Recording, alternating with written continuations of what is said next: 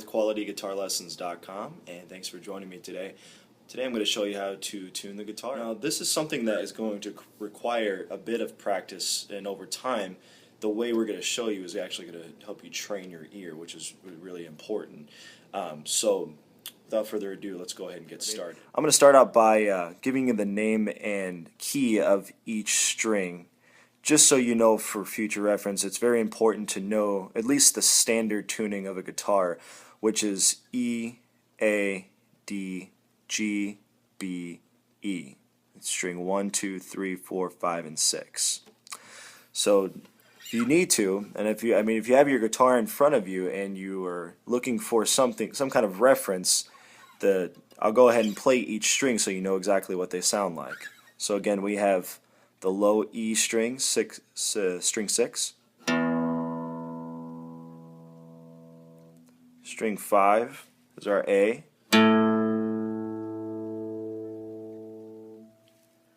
string 4 is D,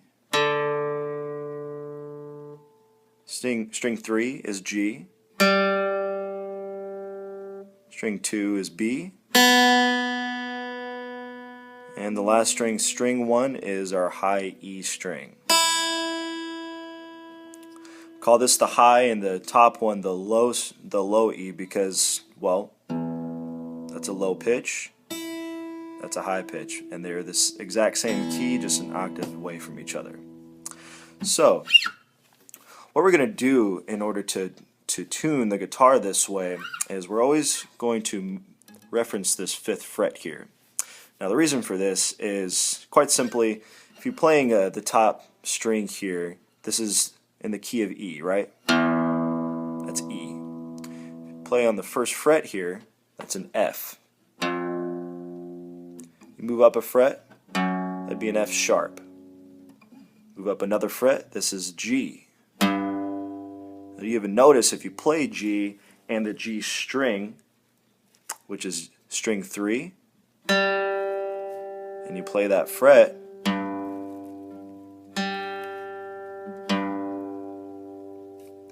they're the same key, just an octave away from each other, just like these two. So if we keep moving up, we go from G to G sharp, and then finally we come up to A. That's the sequence for the first 5 frets there. Now, for obvious reasons, since this is an A in the key of A on this fret, well, the preceding string below it is also an A.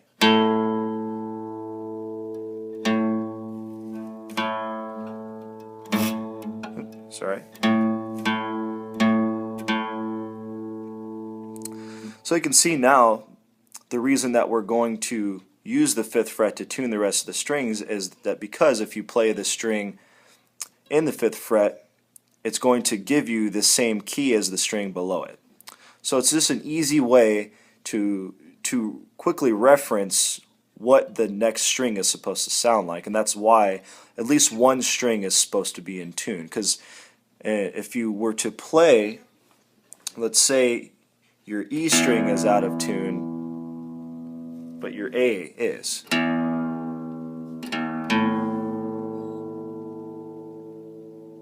Well, you could play on the 5th fret, and you'll notice you're going to start hearing these vibrations between the two strings that you're playing. You can just notice by listening that the 6th low E string is just a little bit lower than it's supposed to be. That's all we do. Give it a quick turn there. Still a little bit off.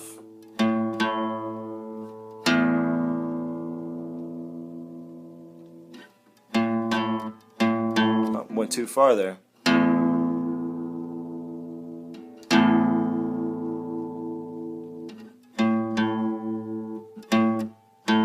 Now what I do is I do this little start and stop method as well. It gives you a little more chop to the string, and it gives you a clear sound of what it actually sounds like if you get a little bit confused when both strings are ringing at the same time. So what I end up doing is I'll play it and then take it off the fret, but I also keep my finger on the string, and I'll play the string below it as well, and just in sequence. So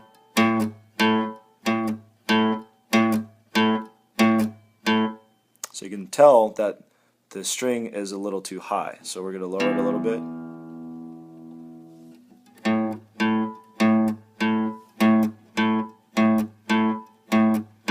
Sounds pretty good.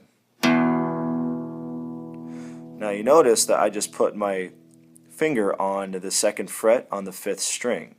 This is another way that I can tell what both of the strings sound like together. If there's still a ring between the two of them, that's what we're trying to eliminate. There's just this vibrato between the two strings that you're trying to look for and that you're trying to eliminate.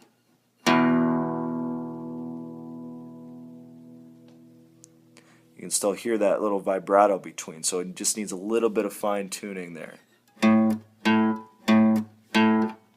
Another thing you can do is you can play both strings together. This is going to take a little bit more practice, so I would suggest sticking to this method first, playing the 5th fret and the next string open. But I've developed my ear to this point that I can actually tell between the two strings if there's that ring. So I play the two strings together.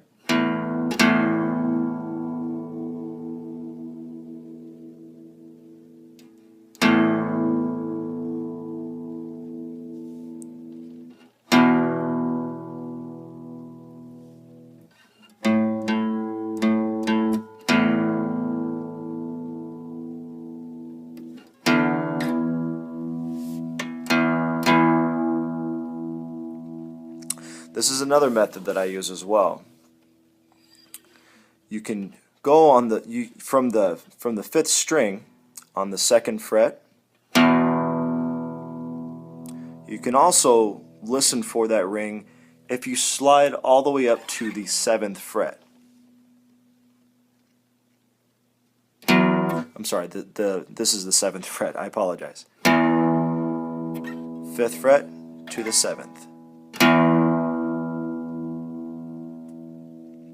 So the strings sound pretty good between each other. So just a little bit of wobble there.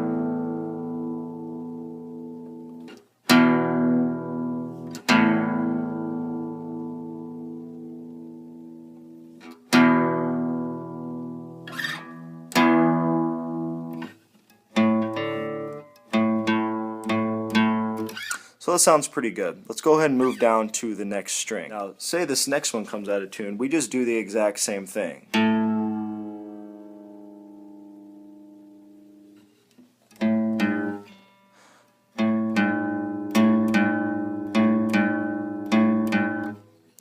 So this is the key of A right here, and this string is supposed to be tuned to A.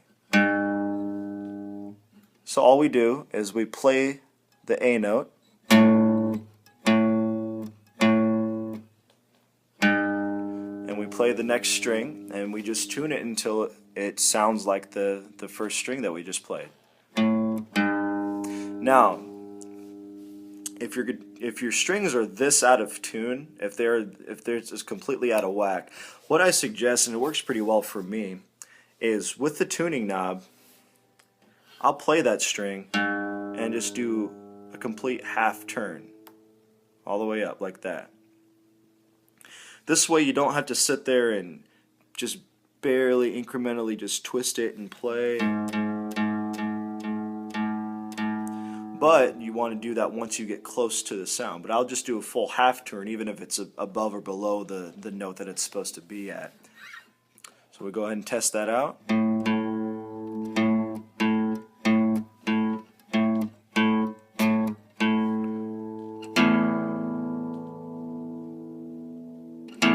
That ring.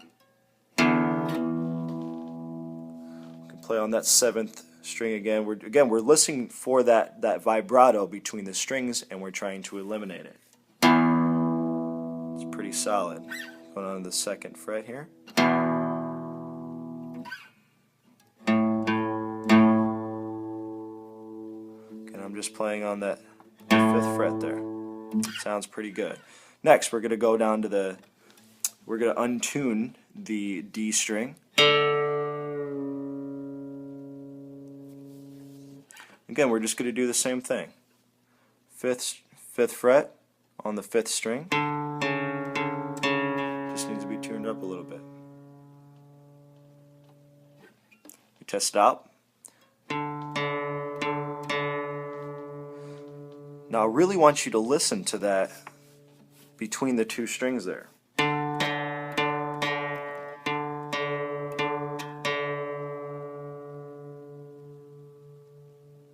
You can hear that wave. This is where you're going to start training your ear, and when you're playing songs or scales or chords, anything that is actual music, you want to listen for that. And if it's in your playing and you don't want it to be, if it's not intentional, then you want to make sure you get rid of it as quickly as possible before you continue playing.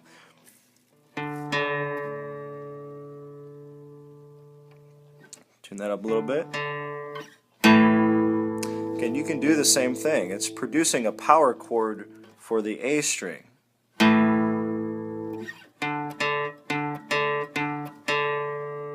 a little bit more.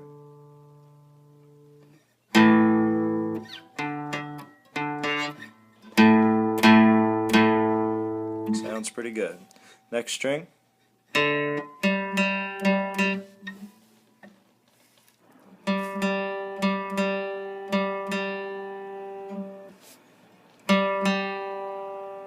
Sound pretty good together, right?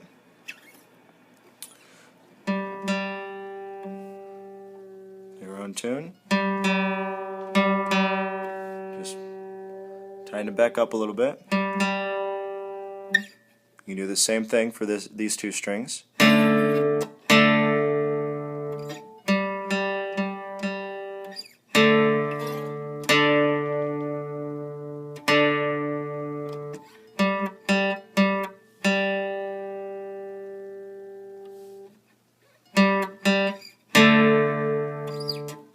A little too high there.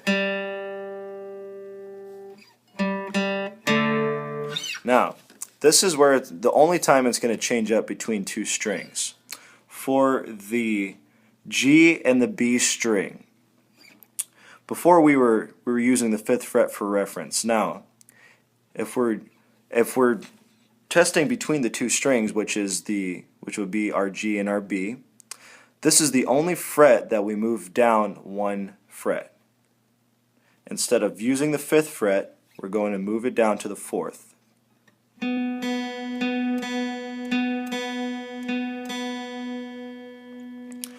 Playing on this string, this will produce our our B note right here. So you can tell it's a little out of tune. Again, these bottom strings are a little bit touchy, so you want to, and they're easier to hear that vibration, but again, they're a little bit more touchy, so you want to really listen for that to make sure everything's in tune for the low E string, or the high strings there.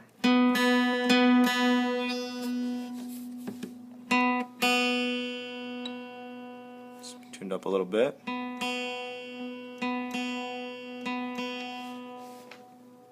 Now we can do somewhat of a power chord there with the G string, but again, this one is going to change as well. Instead of using the 2nd fret, we're going to move it up to the 3rd fret and see if that one rings out. Lastly, the final 2 strings here just goes back straight to how we were tuning before. I'm just playing on the 5th fret on the 2nd string.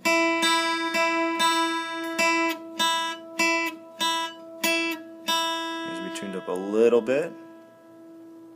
Goes up a little bit there.